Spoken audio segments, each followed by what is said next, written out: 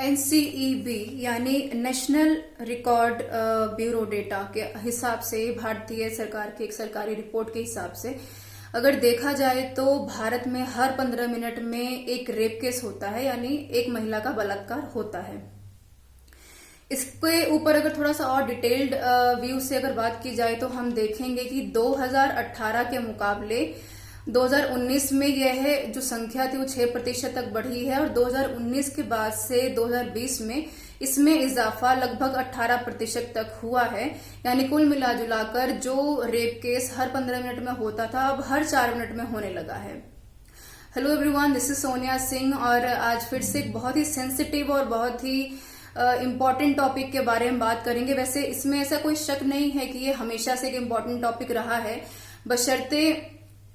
हमेशा से ऐसा होता रहा है कि जब कभी भी ऐसे मुद्दों के ऊपर बात करने की बात आती है तो सिवाय फंडिंग के, कानून बनाने के, फास्ट ट्रैक कोर्ट्स बनाने के अलावा सरकार या फिर लोकल कोर्ट्स इससे ज्यादा तक की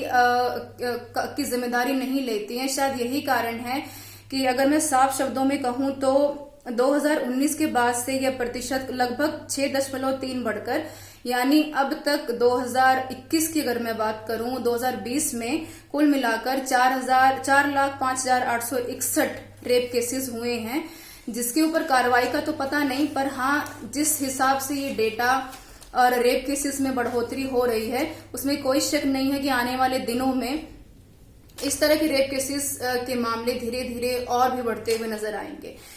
दिल्ली में 16 दिसंबर 2012 को चलती बस में एक बहुत चर्चित गैंग रेप हुआ था, और उसके बाद से न सिर्फ भारत में बल्कि देश विदेशों में भी इस तरह के गैंग रेप्स के ऊपर एक सवालिया निशान खड़ा किया गया। भारत में महिलाओं के प्रति जितने भी इंतजाम थे या फिर उनकी सुरक्षा की बात करें उसके ऊपर सवाल खड़े किए गए, और इसीलिए 2013 में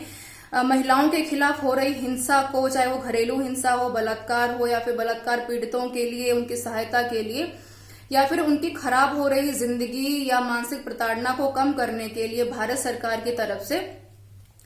कुछ फंडिंग दी गई थी, जिसे ये मानकर दिया गया कि आने वाले समय में अगर इस तरह की कोई भी क्राइम होता है या अपराध होता है तो महिलाओं को पूरी तरह से सपोर्ट किया जाएगा और कोशिश की जाएगी कि उनकी जिंदगी जिस हिसाब से खराब हो रही थी उसको हम दोबारा से एक नई पटरी पर लाकर उनके लिए एक बेहतर शुरुआत कर पाएंगे। लेकिन ये अपने आप में एक बहुत बड़ा सवाल है कि क्या सच में ऐसा होता है, या फिर जितनी भी फंडिंग आती है सरकार की तरफ से या एनजीओज की तरफ से उनका उपयोग कहाँ तक बेहतर हो पाता है।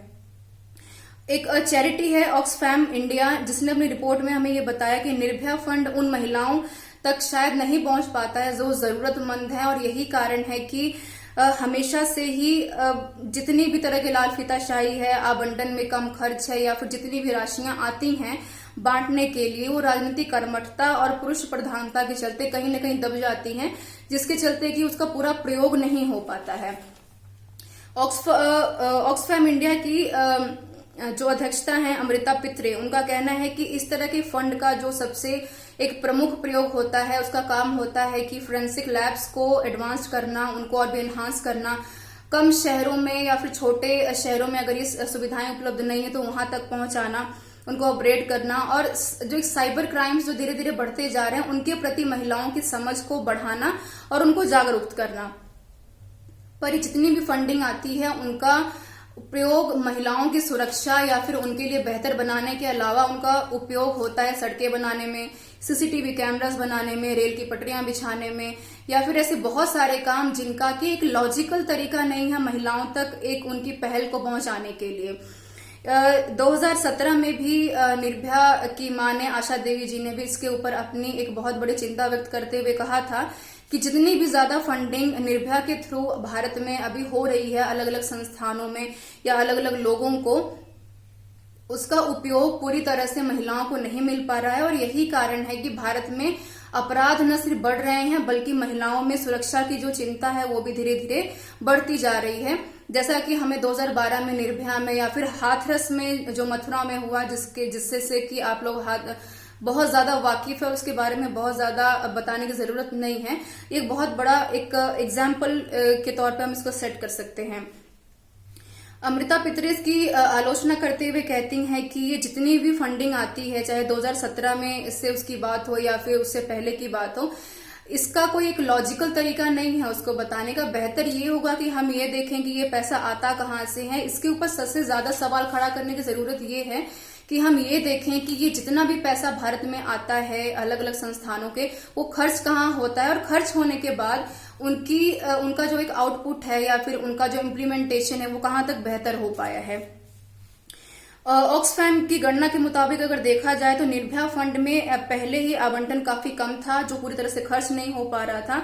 जो कि कुल मिला के 94.69 अरब यानी 1.3 बिलियन डॉलर के आसपास है। आप मानिए सच में अगर ये पूरा का पूरा जो अमाउंट है अगर जीडीपी के रूप में देखें तो अगर तरीके से खर्च किया जाए तो भारत का स्वास्थ्य और एजुकेशन कहां तक बेहतर हो सकती है इसका अंदाजा शायद आप नहीं लगा सकते। पर ये काफी दुख की बात है कि इतनी ज्यादा राशि भारत में आवंटित होने के बावजूद भी केवल इसका 6% यानी 6% ही महिलाओं के लिए खर्च हो पा रहा है। तो सबसे बड़ा सवाल ये है कि ये सारी की सारी राशि जाती कहाँ है, खर्च कहाँ होती है, और खर्च होने के बाद उसका इम्प्लीमेंटेशन कहाँ तक हो पाता है, इसके ऊपर कौन चेक करेगा, और चेक करने के बाद उसके ऊपर एक्शन कौन लेगा।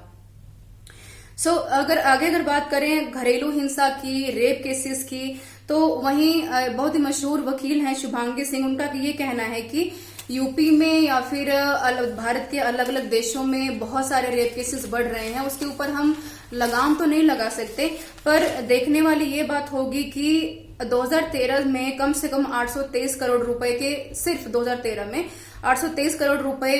इस मामलों के ऊपर खर्च किए गए थे, और हर साल इतनी ही राशि महिलाओं के नाम पर या महिलाओं के सशक्तिकरण के नाम पर खर्च की जाती है, कभी कम थोड़ा कभी ज्यादा, पर उनका जो एक लगभग एस्टिमेट है वो कम से कम 800 करोड़ या 900 करोड़ के आसपास होता है। तो कुल मिलाजुला के सबसे एक महत्वपूर्ण सवाल ये है कि हम ये पता लगाएं कि इतनी ज्यादा राशि, यानी कि अगर देखा जाए कि तो 10,000 अरब मिलियन डॉलर तक की जो राशि भारत में महिलाओं के नाम पर सिर्फ खर्च होती है,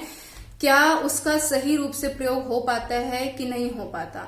बहरहाल हम एक लोकतांत्रिक देश में रहते हैं, हमारे अपने अलग अलग कॉन्स्टिट्यूशनल राइट्स हैं, उसके ऊपर हम सवाल नहीं खड़ा कर सकते, पर हमें पूछने का हक है। अगर सवालों की बात करें तो दिल्ली गैंगरेप के बाद से भारत में महिलाओं और लड़कियों के साथ होने वाले अपराधों में कमी से कोई संकेत नहीं मिला है, और इनमें से अधिकांश की पहुंच उनकी न्याय से काफी दूर तक है। 2012 के बाद रेप के मामले की ढिलाई काफी ज्यादा तक बढ़ती चली गई थी। अंतर्राष्ट्रीय स्तर पर भी इस तरह के मामलों को काफी ज्यादा एक चिंता का विषय बनाया गया। पर सोचने वाली बात यह थी कि भारत में न सिर्फ राजनीतिक रूप से बल्कि महिलाओं के प्रति बढ़ते हुए क्राइम्स में भी ये देखा जाता है कि महिला गरीब है कि अमीर है, वो किसी आदिवासी कुनबे से है या किसी निचले वर्ग से है या किसी ऊपर के वर्ग से है। ये समझने वाली बात है कि एक महिला होने के नाते हम सभी काफी ज्यादा एक सेंसिटिव रिप्रेजेंटेशन रखते हैं, और जब बात रेप जैसे गंभीर मसलों की हो तो क्या वहां पर ये देखना ज्यादा उचित है कि महिला कौन से जात की है, कौन से धर्म की है, कौन से वर्ग से आती है, या फिर ये देखना ज्यादा उचित है कि इस तरह के मामलों में सरकार क्या क्या कदम उठा रही है और हमारा पुलिस प्रशासन इसके ऊपर काम कर भी पा रहा है ठीक से या नहीं। पूर्व महानिदेशक हैं यूपी पुलिस के विक्रम सिंह, उनका ये कहना है कि भ्रष्टाचार होना एक अलग बात है, पर उससे भी ज्यादा बड़ी बात यह है कि इतनी निर्दयता से जिस तरीके से रेप केसेस होते हैं वो अपने आप में सवालिया निशान खड़ा करते हैं ऐसी पुरुषों की मानसिकता पर, जिनका न सिर्फ रेप के प्रति बल्कि महिलाओं के प्रति जो नजरिया है, हर तरह का जो नजरिया वो बयां करते हैं, ये काफी शर्मनाक है। और भारत में इसके ऊपर काम करने की शिक्षा के क्षेत्र में और मानसिकता को बदलने के क्षेत्र में बहुत ज्यादा आवश्यकता है। बजाय कि हम ऐसे दोषियों को सजा दें, ज्यादा जरूरी ये है कि हम उनकी एक काउंसलिंग करें और ये इस चीज का एक मापदंड तय करें कि ऐसे क्या कारण है, ऐसी कौन सी मानसिकताएं हैं जो उन्हें रेप करने के प्रति उकसाती हैं। बहरहाल ये खत्म होती बात थी, और मुझे लगता है कि रेप केसेस के मामले में मैं कोई नई बात नहीं कर रही हूं, पर जानने समझने वाली बात ये है कि ये काफी ज्यादा सदमे में डालने वाली बात है कि 10,000 अरब करोड़ रुपए तक की जो राशि भारत में खर्च हो चुकी है या आने वाले वक्त में खर्च होगी, इतनी ज्यादा राशि खर्च होने के बावजूद भी महिलाओं की जो दशा है, चाहे वो हर मामले में है, चाहे वो शिक्षा है, चाहे वो घरेलू हिंसा है, चाहे वो रेप केसेस हैं, चाहे वो एसिड अटैक्स हैं, भारत में फास्ट ट्रैक कोर्ट्स बनते हैं लेकिन उनके ऊपर एक्शन कितना लिया जाता है। पुरुषों की मानसिकता को बदलने के लिए सरकार क्या क्या कदम उठा रही है, क्या हमने कोई रिहैबिलिटेशन कैंप्स को खोला है कि हम वहां पर उनकी व्यवस्था कर सके। तो ये बहुत सोचने की बात है और मुझे लगता है कि एक महिला होने के नाते या एक व्यक्ति होने के नाते आपको ये समझना पड़ेगा कि देश की दुर्दशा तब तक नहीं सुधरेगी जब तक हम अपने घरों में आते हुए अखबारों को चाय के कप के साथ पीते रहेंगे, जब तक हमें ये ना लगे कि हमारे घर में भी उस तरह की हिंसा या उस तरह की वारदातें हो सकती हैं जो हम हर रोज टीवी चैनल्स पे या अखबारों में पढ़ते हैं और उसको आखिरी पन्ना पलटकर समझकर पलट देते हैं। ये मुझे काफी निराश करता है। मेरे पास बहुत कुछ है कहने के लिए पर मैं चुप हूं और मुझे लगता है कि अगर आप इसको समझ पाएंगे, बेहतर जान पाएंगे तो इसके ऊपर जागरूकता की काफी आवश्यकता है। और एक जागरूकता और शिक्षा ही एक ऐसा क्षेत्र है जिसके बलबूते पर हम न सिर्फ महिलाओं की बल्कि महिलाओं की भागीदारी को समाज के प्रति बेहतर बना सकते हैं, जो देश के विकास में और उसके चौतरफा विकास में काफी ज्यादा सहायक होगी। बहुत बहुत धन्यवाद आपका मेरे साथ बने रहने के लिए। Thank you so much. और मैं थी सोनिया सिंह और दोबारा मुलाकात होगी फिर से एक इम्पोर्टेंट और सेंसिटिव टॉपिक के साथ। तब तक देखते रहिए women centric. Thank you so much.